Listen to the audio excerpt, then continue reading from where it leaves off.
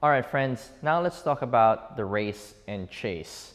Okay, the race and chase is the first foundational pattern in rope flow. Okay, so earlier we talked about the concept of overhand and underhand and learning how to cross the rope, okay, while you're staying in your train tracks.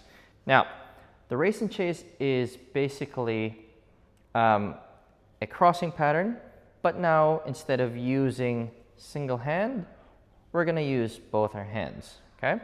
So, in order to start your race and chase, we're gonna go back and learn overhand and underhand by using both hands, okay?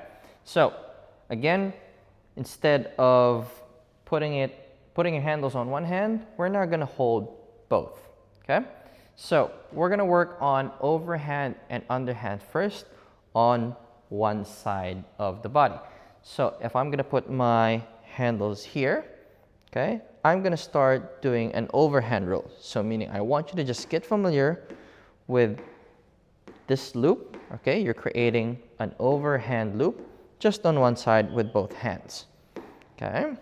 So get familiar with this. And again, try to imagine those train tracks. You're keeping the apex or the tip of the rope just grazing through that train track, okay? Now, this is overhand, okay? Now, you could do underhand now. So underhand would be just reversing it, okay? Okay, so keeping it here on one side, okay? So for a start, okay, you would want your hands to be on top of each other, okay? So if it's an overhand pattern, okay, this side, okay, this dominant side would be on this side, okay? Keeping it here, keeping it on top, okay? But if it's an underhand, I'm going to bring top hand at the bottom, okay? Keeping it here. Okay, so this is underhand roll, okay, doing both arms, okay.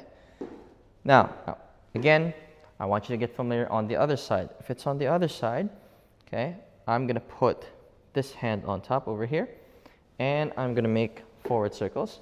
So this is an overhand roll, okay, on the opposite side, okay. Now, underhand would be reversing. So, keeping this hand over here, and I'm going to reverse it here. And I'm going to make backward circles. Okay, so this is an underhand roll using both hands. All right, now let's get to the race and chase. Now, again, I told you earlier, race and chase is basically a crossing pattern, but now we're going to use both our hands. Okay, so we're going to start with the rope on this side. Okay, and what you're going to do is you're going to start on one side, and then slowly you're going to start crossing the rope. Okay, but again, our target is again, allow the apex or the tip of the rope to graze on both your train tracks. Okay, and again, whenever we're crossing, what I want you to do is to just loosen up a bit. Okay, allow the whole body to move, allow the hips, allow the shoulders to move. So for a start, you could keep your hands together on top of each other, okay? But once you get familiar with it, okay, you could now slowly bring your arms apart or your hands apart, and you're starting to do this rolling motion, okay? And again, when you're doing overhand, just make sure that you're now going to practice underhand. So if it's underhand, we're going to start again on one side. We're going to make backward circles, okay? And again, I'm going to start pulling up.